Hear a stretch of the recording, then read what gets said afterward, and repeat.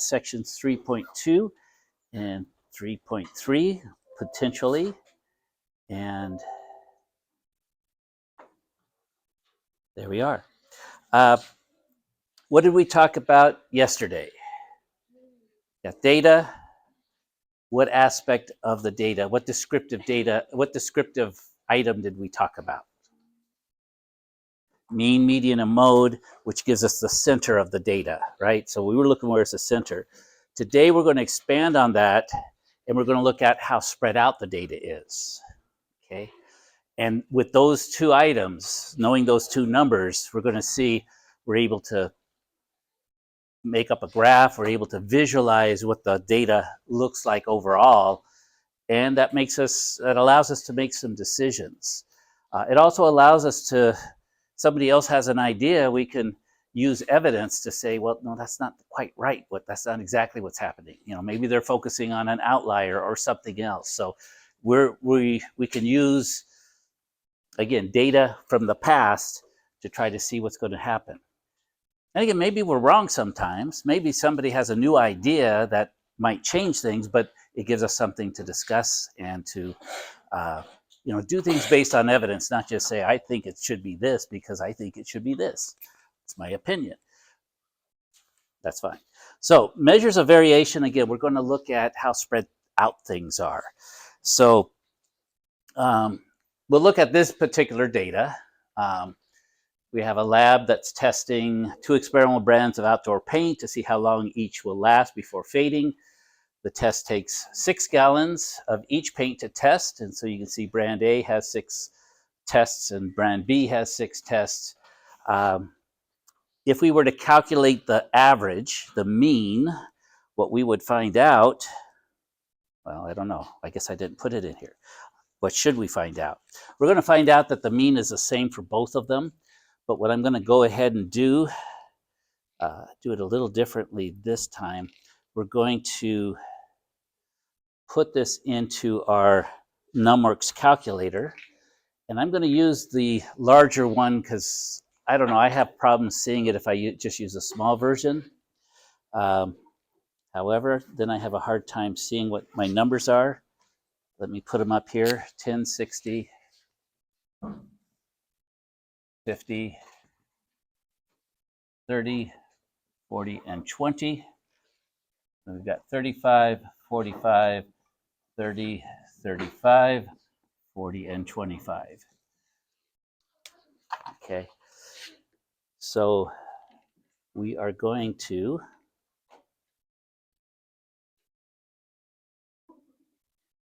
actually, I'm going to try something new that let's see if it works. I think we can put both of these in as data at the same time and analyze it. I might be wrong, so if I make a mistake, we'll make the mistake together. So first we're going to put in brand A, which is 10, 60, 50, 30, 40, and 20. And they each have a frequency of 1. I'm going to come over to value 2. I'm going to put that in as my second sample. And I believe we'll be able to analyze them side by side this way. 35, 45, 30, 35, 40, and 25.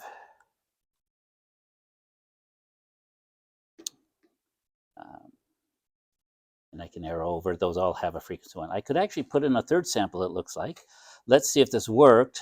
I'm going to go over to details, over to stats to figure out what the mean is. And if I put OK, hopefully it gives me both. It does. So what I want to do is I want to come down to, these are samples. So I'll look at the, where is it, sample, where's the mean? Mean, median, mode. I must have passed it.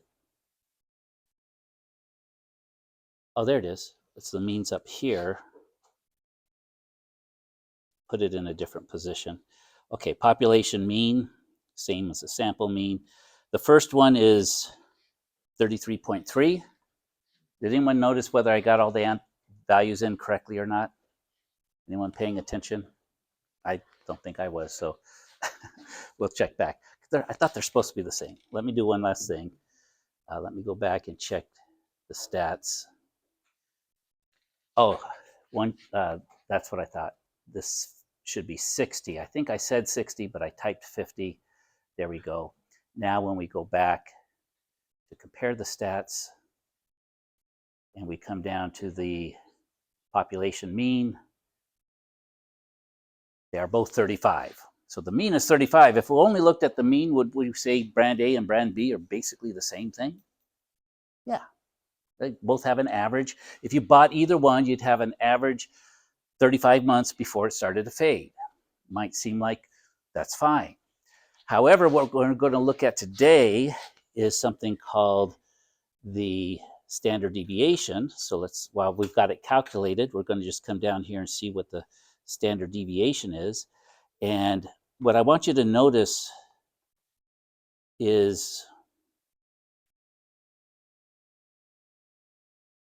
maybe because I put in 2, it knows it's a sample. Usually there's a population and a, here, yeah, okay, there's the population standard deviation up here.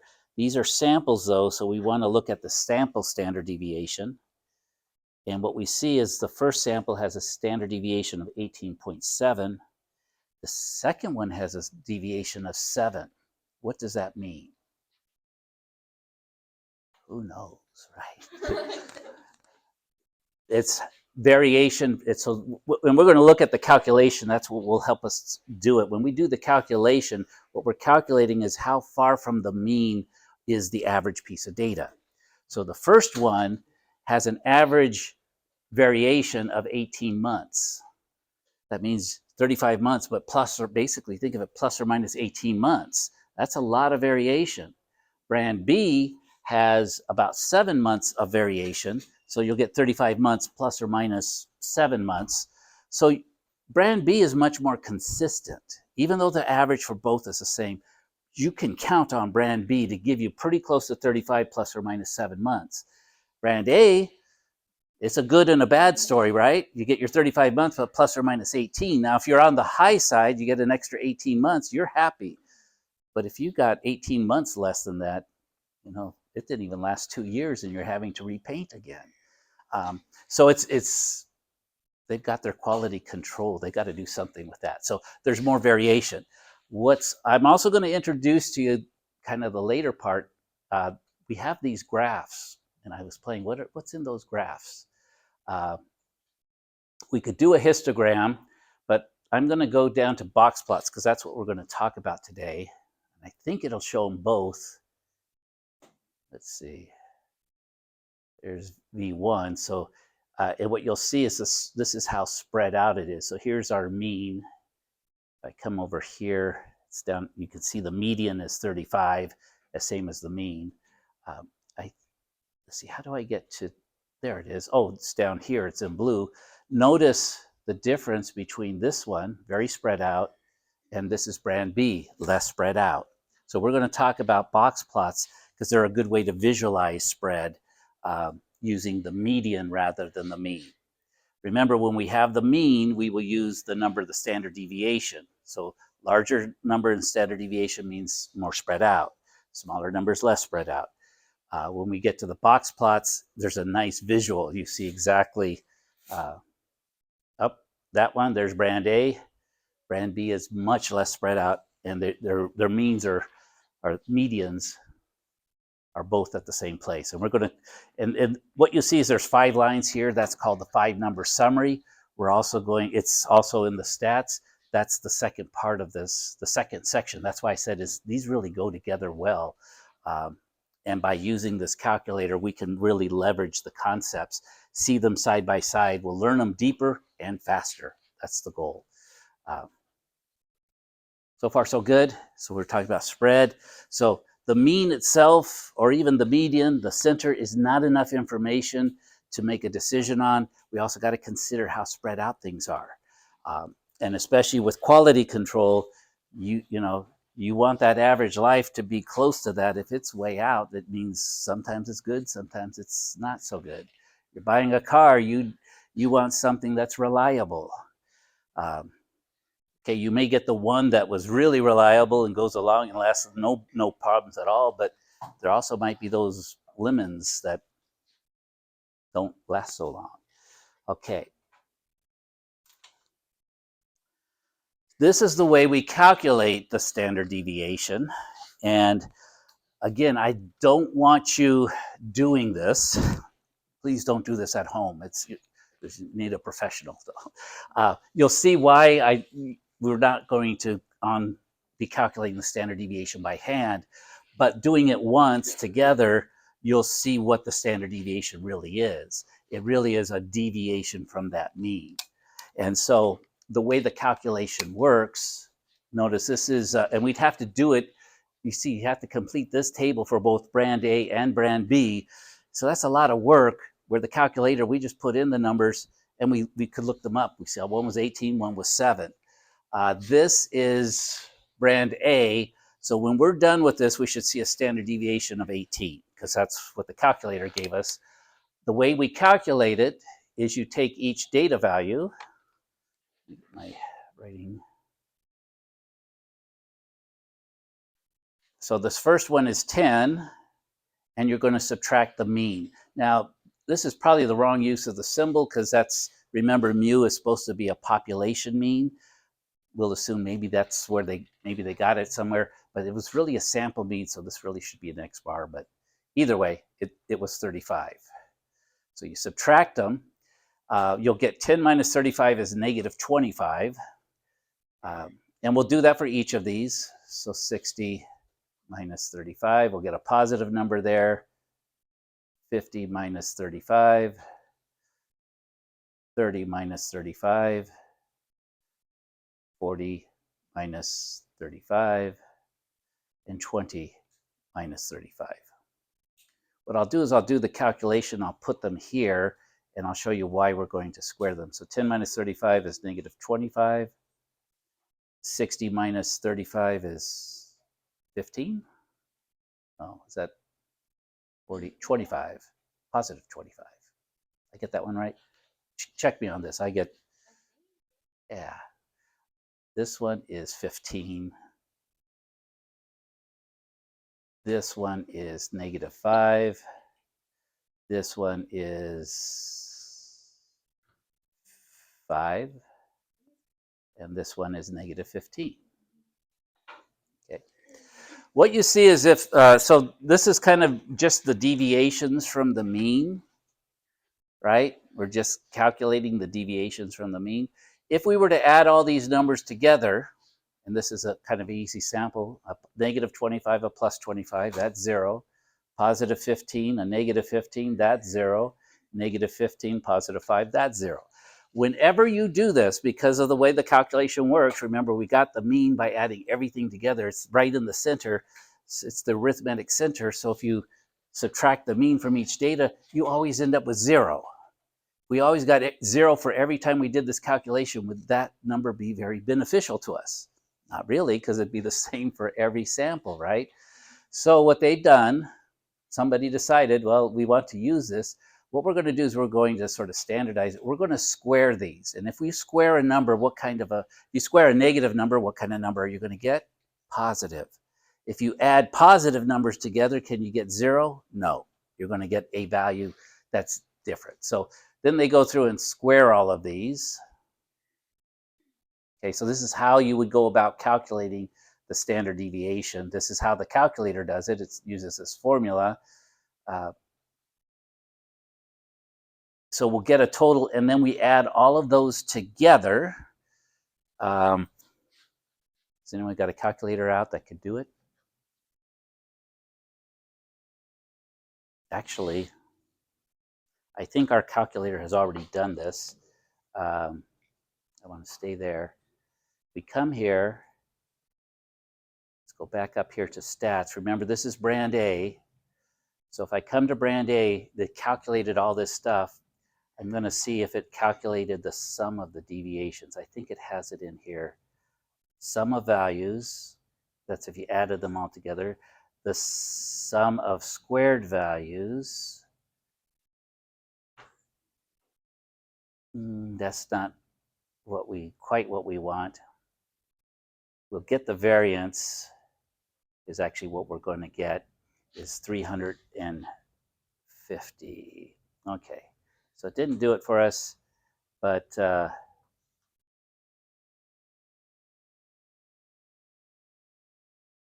apply it.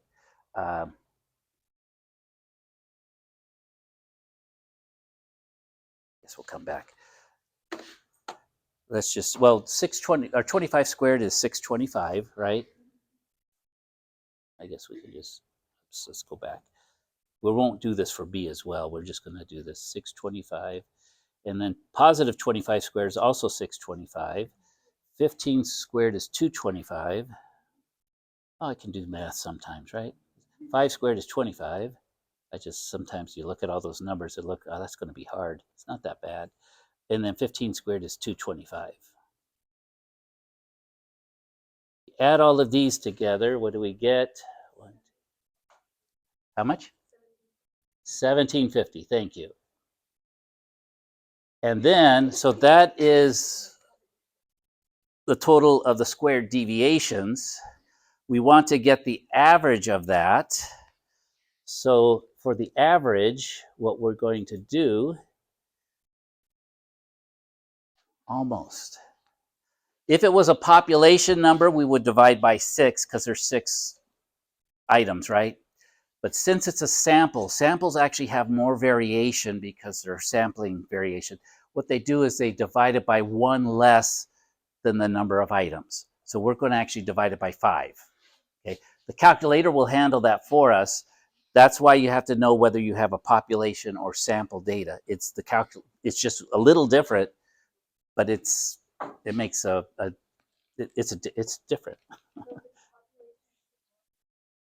Yeah, we would do by 6 if it was population, but since it's a sample, we're going to divide by 6 minus 1, which is 5. I'll put that here,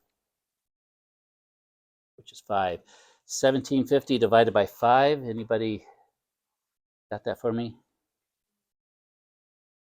350. That was that number. That is our variance. Now, that's not the standard deviation. It's the variance, because what did we do? We squared everything. That is a manipulation. So it's variance squared. So it's something squared. How do we unsquare something? Exactly. So the standard deviation is the square root of 350. So this is unsquaring it. And that should be about 18 something, right? 18.7, something, something, something. Okay, but close enough. And remember from our calculator, that's what it gave us for the variation in brand A. Do you want to calculate like this all the time? I don't. I just got tired, right? If I plug it in my calculator, I get the answer. I know that brand A is much wider than brand B. That's what I want you to get out of this, be able to make a decision. I ain't buying A because quality control's all over the board. I'm buying B because that's, is going to give me much closer to what they say they're going to give me. That's what I want you to be able to do. You did this and you forgot, what am I even doing? I'm looking at paint. Okay. So, and again, we're not even done here. We had to go through all of that. We'd have to do it again with brand B to get that number. If we did it with brand B, we would see it was about, the standard deviation was 7 point something. Yes, sir.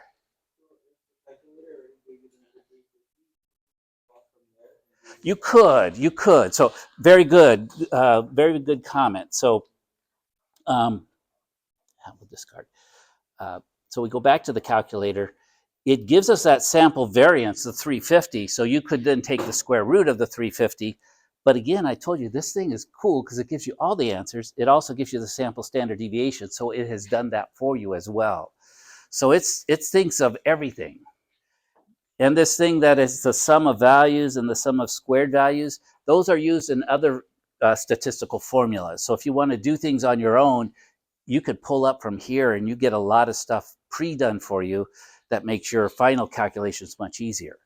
But on top of that, we've got some other apps in here that will do those more advanced calculations down the road.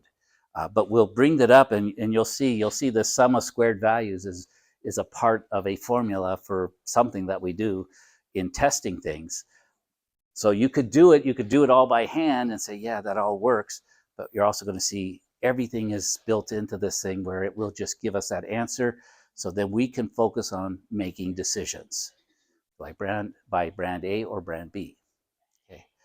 And again, if you're adventurous, maybe you buy brand A because I might get the extra 18 months. I might get the paint that went that might be your feeling.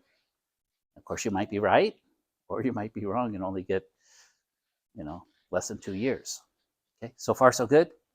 Okay, so the idea is look at that spread of the data. Okay, and again, it's not for the faint of heart. Don't calculate these by hand.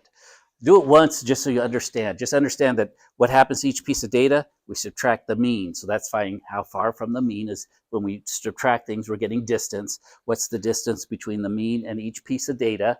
We did that. It doesn't give us anything meaningful, so we manipulate it by squaring it. Then we add it together. Then we get sort of an average. Again, with this, we did another manipulation because it's a sample. We said, oh, there's actually more variation, so we'll throw in a little bit more variation. Because remember, when you divide by a smaller number, you subtract 1, you actually get a larger number. So that means more variation. So samples will always have a little bit more variation, and that's how they incorporate it. And then at the end, since we squared it, we unsquare it, square root, and we get this number that is now a standard deviation. What we're going to do after this is we'll talk about how we use that number, the standard deviation, and we're not going to focus on how to calculate it by hand, because we've got tools that will get it for us. And what I want you focusing on is how do we apply this stuff to make decisions. Okay. And we could have pulled up a histogram. I think we could have done it with the calculator. Play with that later, but you could see Corporation B definitely very much more spread out. I did a box plot which also showed that. This is a different. This is not paint anymore. This is starting salaries and thousands of dollars. Sometimes you need to read. I don't like to read too much, so. But yeah, so it's not the paint. It's two different corporations. So which one would you want to work for? They both have a mean or average of about 53,500 for starting salary, but one is less spread out. The other, you could be making more or you could be making less. So, and again, if it's just the corporation, maybe Corporation B has more different types of, maybe they have more entry level type positions. Maybe these are more skilled employees. So we also need more information. Sometimes even just the mean, the numbers is not enough. We have to know what's behind it. But if they're doing the same thing, one is pretty consistent. Maybe they're egalitarian, saying we want all our employees to kind of be in the same range. The other one, maybe they have it separated by job function or something. Okay, but again, it's getting us that the knowing the mean alone or the median, knowing where the middle is not enough. You also want to know how spread out things are. So standard deviation is a variation in the set of data. So how far it is from the middle, how spread out it is. We get variation in our data. It's always greater than or equal to 0. So you could have 0. What a data set would look like with 0 variation would be they're all the same number. As long as he didn't come in here. So, okay. So that would be 0 variation. And then you could have, and it's always going to be positive, right? Because we square the numbers. That's how we always get it. And as they get further from the mean, that's going to give us a bigger variation, a bigger standard deviation. Smaller standard deviation, we can picture it's going to be closer to the middle of the data. Okay, here's our calculations. Again, this is what we did. So population variance, that's with the capital N. You would use whatever, whatever's in that population, you divide by that number. So that's, so it's the average deviation. But if we have that gives us the variance. And then notice to get the standard deviation, we just take the variance and take its square root. Okay, and it all comes from We're up here, we squared it to get something meaningful, because if we don't square it, we just add them together, we always get 0 every time. So it's sometimes in math we say, oh, let's just manipulate things a bit. You can square and unsquare things. Sometimes that doesn't give you do something and come back, it's not meaningful. In this case, it actually ended up being meaningful. And then notice for samples, the only difference is we make sure there's a little bit more variation, because again, people did this, and over time they said, yeah, samples have more variation because we're sampling, right? So the way we get more variation is we subtract 1, so that's going to make it larger. And so if we have a population, we know we got what we got, but a sample is just trying to look into a box we can't see into, right? We're getting a little bit of sample out, and then we're making inferences, okay? And again, we're not going to use all these, but when you see them, I'm hoping that you can see these formulas and they're not intimidating anymore. It's just that big sigma, that Greek letter, it looks like some outer space symbol from Aliens, is just a Greek letter that used to be used a lot, but now we use it, just means add everything together. So there's a bunch of data, so subtract the mean from every piece of data, square it, and then add it all together. That's all it says. And then we get an average by dividing by however many there are, except if we have a sample, we get a little bit more variation, divide by 1. And then we undo our squaring, so we manipulated it, we unmanipulate it, and it gives us a value that's useful to us. Okay. Now, the reason I could tell you we're going to do this one, and here's sample office rental rates in dollars per square foot, Los Angeles, so pretty close to us. Showed use technology to find the mean rental rate and sample standard deviation.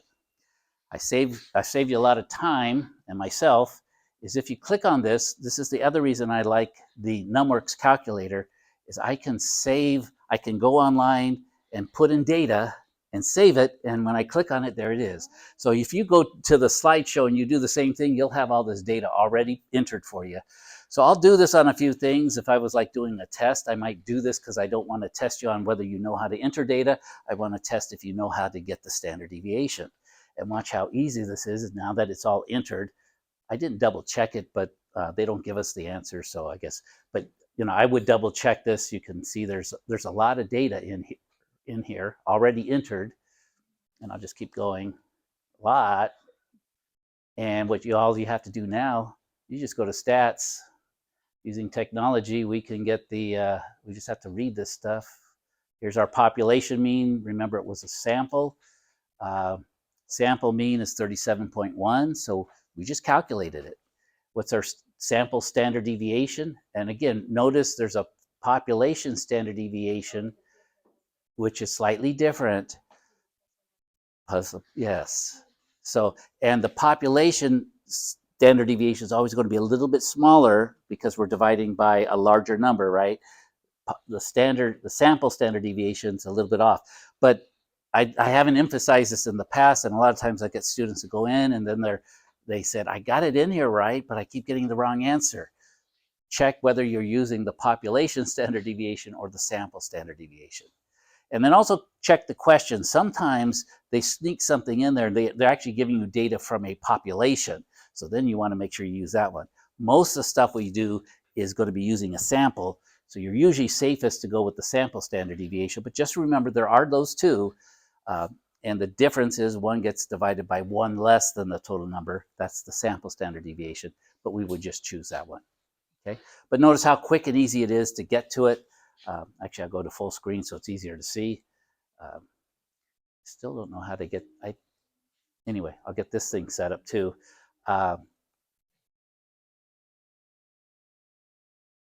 Sample standard deviation right there. Okay, so that's what we're going to have you in the homework. You'll do this, you'll have a set of data. All you got to do is list it all into NumWorks, and you'll get all of these pieces of information here. Additionally, you can come over here to the graph. You can do a histogram, and you can kind of see the spread. You can see, oh yeah, there's about the middle there, and so you can see what those values look like in a chart. You can also, this is a little more let's see, I can't remember if I do this right. If you go back and then you come down to type, you could change it to a box plot, which we're going to talk about next. This is another way to see variation. Um, again, remember with a box plot, what you're looking at in the middle is the median, not the mean, which may be a little different. And then you get the other 5 numbers, which we're going to talk about next to get us. But we'll use this a lot. This is another way to analyze sort of the center and the spread. Okay. But actually, you guys are the first class I've used this feature with because I was scared. Didn't know how it would work. And then this morning I said, I just try it, and it was easy. You put it in, you save it, it gives you a link. I go, wow, this is cool. Why didn't I do this last year? Oh, well, we live and learn. Okay. So here's some, just kind of looking at standard deviations. Again, each of these sets of data that are being shown with frequency charts have a mean of 5, but the data is very different, right? One, everything is 5, no variation. The one in the middle, variation of 5, but a standard deviation 1.5, so there's a little bit of spread up above and below. And the last one, mean of 5, but there's actually nothing that is 5. It's kind of like the when you're bowling and you get a split, right? Pins on both sides and nothing in the middle. So very different data.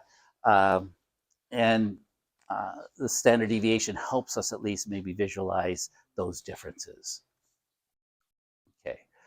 Now we're going to get, once we're using the mean and the standard deviation, there is a basic rule that for data that is symmetric, remember that's bell-shaped, right? We talked about that last time. If it's got a mostly symmetric, which means it's not skewed one way or the other, there's no outliers, then there's this basic rule that 68% of the data will be within 1 standard deviation of the mean. 95% will be within 2 standard deviations. And if we go out 3 standard deviations, we'll have about 99.7, almost all of it. There's might be a few things out there. So this, again, is going to help with our analysis. Here's a bell-shaped curve, symmetric. It's got the mean in the middle. And again, that's a sample mean, right? X bar. They add the standard deviation. So let's go like for that paint we were working with, brand B, it had a standard deviation of 7, right? 35 with a standard deviation of about 7. So 1 standard deviation would be 7 up and 7 down. So 35 plus 7 would get us 42 months. Down to 7 away from 35 is 28. So what we could say is between 28 months and, what did I say, 42 months, that 68% of the paint would last that long if it was shaped like this. So we could just say as long as it's symmetric, and it looked pretty symmetric. And so you could even split it, that 68%, half is below and half is above. So 34%, 1 standard deviation below, 34%, 1 standard deviation above. You put that together, you get your 68%. Does that make sense? These are estimates. If you actually go with the calculator, it'll be able to calculate it. You'll see it's not actually 68, it's 68 point something, but it's kind of like 68 is a lot easier to work with than the actual value. I think 95 is almost exact, but we'll see. We go out 2 standard deviations. That adds, as you can kind of see if you want to look at it as regions, it adds an additional 13.5% here. 13, and what that is that's, if you were to calculate the area of this region, that's what you're going to get with that frequency. The relative frequency of the whole thing is always 100%. Okay, so that's the other thing we're working with. We'll talk about it more when we get into probabilities. But that bell-shaped curve, that symmetric curve, it represents 100% of the data. And these areas are percentages, are parts of the data. And what we see is when we start to do random things, when we do statistics, is based upon, if I just randomly pull in what's my chances, I'd have a 68% chance of getting a bucket of paint that lasted between 28 and 48 months if I just randomly went in there with brand B. Brand A, it's a whole different story. And then 3 standard deviations out, that only adds a notice because we're in the tail region. We have less down there. That only adds an additional 2.35% in each of the tails. It does. And so as long as the data has that bell shape. So we're going to use that. Again, individual data, if it's smaller sets of data, may not fit this exactly. But what we do is we look at the population. And if it has this sort of shape, not everything does, but if it does, then we can use these figures for a lot of stuff we do. Usually in research, if there's some, and this like happens a lot in educational research, because this is based upon things being random and complicated. Education is complicated, but I hope education is not random. I hope I'm not just randomly spitting out words here and you're just randomly picking up things and some of you will do good and some of you won't. I think that education is about we have a purpose and we're doing something. It's not random. I've learned from 26 years what works and what doesn't work, and I stopped doing the things that don't work because I had a lot of them in the first few years, and we improve. Same thing as learners. You've been in school for 12 years, right? Maybe longer. So you've learned things that work in learning and things that don't work, and so you've advanced yourself over these 12 years. Okay. So it's not random, but anyway. Sometimes we apply these things to things they shouldn't be applied to. But if the numbers will work out if the data actually is symmetric. And that's why we have you do those histograms, because if you get a histogram and it has that bell-shaped curve, then we can feel pretty confident that this will all work. If you get a histogram that's skewed, then we shouldn't be using those numbers. Okay. Okay, we'll do this one.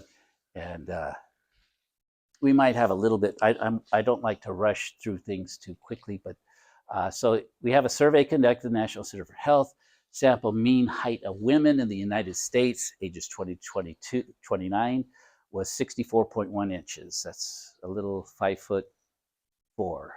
60 inches is 5 feet. 5'4" is about the average height with a standard deviation of 2.6 inches. So on average, again, we could say 68% would be plus or minus 2.6 inches. So now we estimate the percent of women whose heights are between 58.9 and 64.1 inch. So what we want to do, we'll do it on the next slide too, is where's the mean? The mean is 64. So come along here. It's a line, sort of. 64.1. So there's our mean. It's the middle. 2.6 means if we go down by 2.6, that would put us at 62, 61 point, I don't like decimals. 6 from 11 is 5, I think. 61.5? Okay, there we go. Yeah, so thank you. And then we go down, so, and we're looking to go down to 58.9. So let's go another 2.6, subtract off another 2.6. I'll put those as negatives because we're going below the mean. I think that one gets us to the 58.9, right? So this is 2 standard deviations below the mean. If we go back to here, what we've just calculated is this is like this one. This was 64.1. This was 61.5. And this would be 58.9. So what we could say is 13.5 plus 34%. That's the percent of women that are in that height range. So 48.5. Did I get that right? Percent by adding 34% to 13.5%. 47.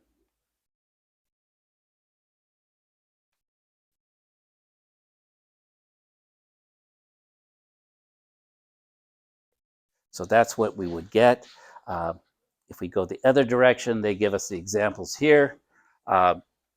They actually got very exact values, but we would use the empirical rule. It's just 34% rather than 34.13, and we use 13.5% rather than 13.59.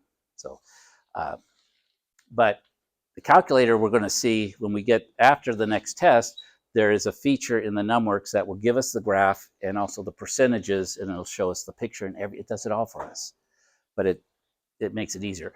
But we start with the empirical rule because that's how it's been taught for centuries, and it gives a quick, easy feel for it, and it gets you understanding what we're getting. We're getting that area under that curve. And then we're going to give you the tools that you could just put in the numbers and it'll take care of it. Okay. Measures of position. I don't know. We've only got 8 minutes. We've started into this, but I don't want to rush it. And we would, because I need maybe 10 minutes and we only have 5 minutes.